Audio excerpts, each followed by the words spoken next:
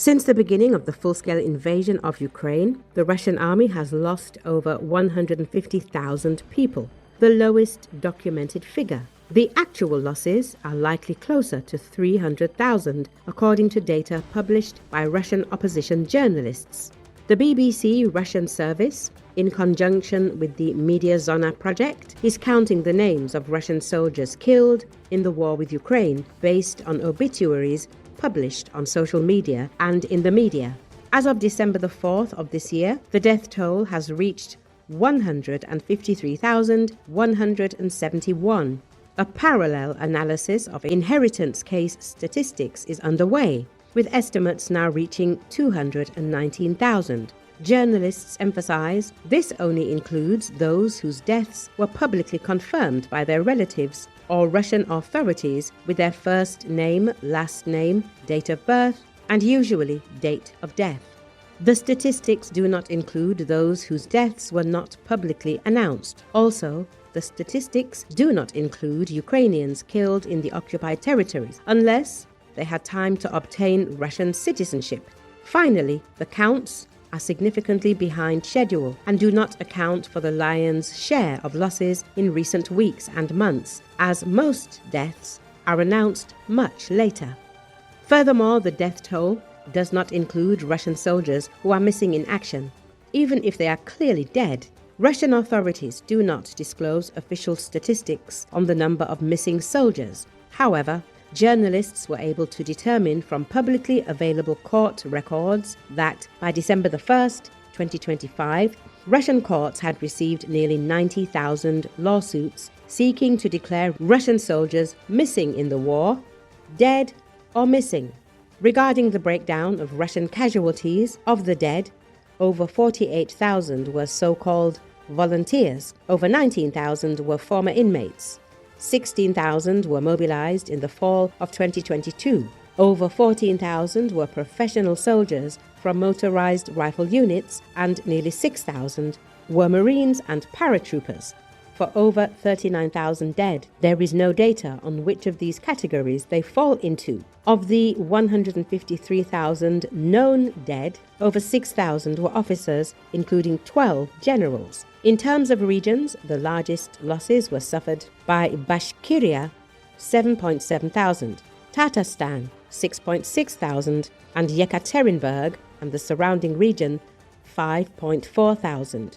As reported, despite colossal losses at the front, Russia is avoiding a new wave of forced mobilization and compensating for its manpower shortage with a massive recruitment of volunteers. The Kremlin has turned recruitment into a commercialized system. Tens of thousands of men sign up monthly, lured by large one-time payments, debt forgiveness, and family benefits. Recruiters are targeting socially vulnerable Russians with no prospects, debtors, people with criminal records, and residents of depressed regions whom the state effectively buys as cannon fodder.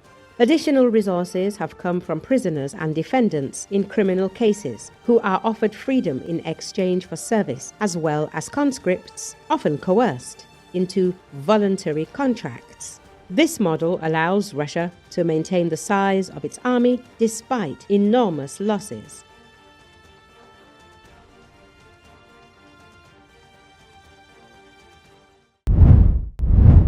When Russia's full-scale invasion began nearly 4 years ago, a 26-year-old soldier known as Manka didn't see a combat role she could do.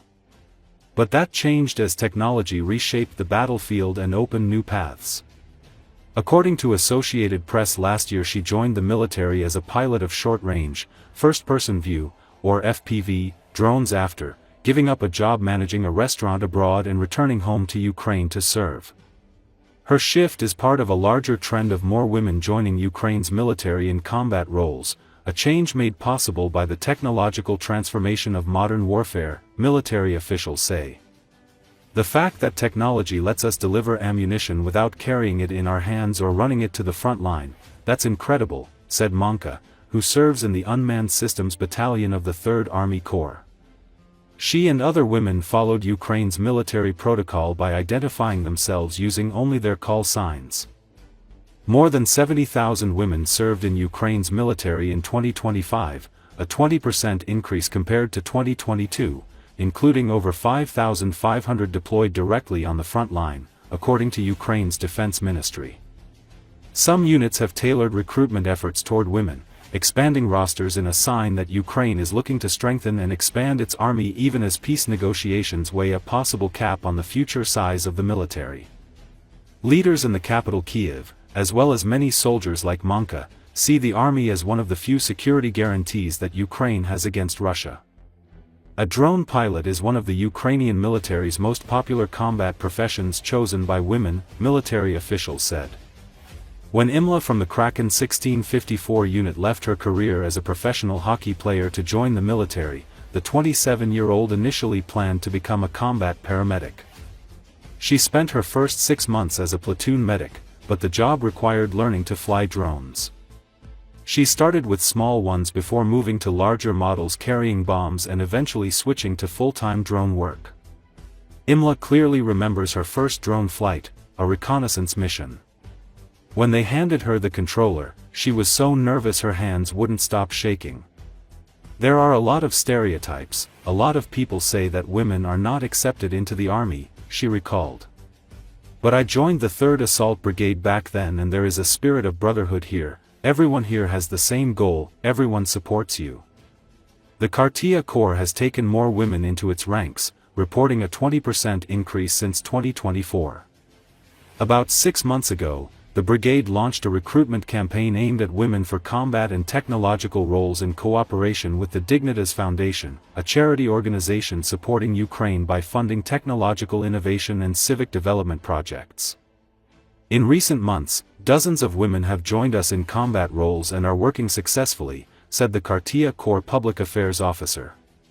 He noted the campaign provided an initial boost and continues to work through word of mouth.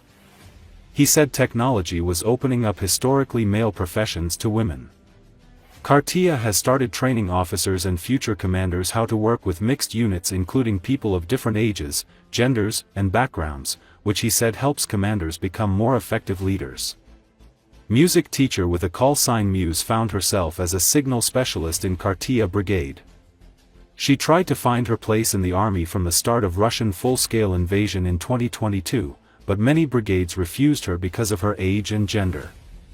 I had to learn a new profession from scratch, because as you know, teaching at school and signals are slightly different things, she recalled. I have a great team, guys who help me, give me advice, teach me, and over time I get more and more information and I really like it. Muse is now confident that everyone can find a job in the army.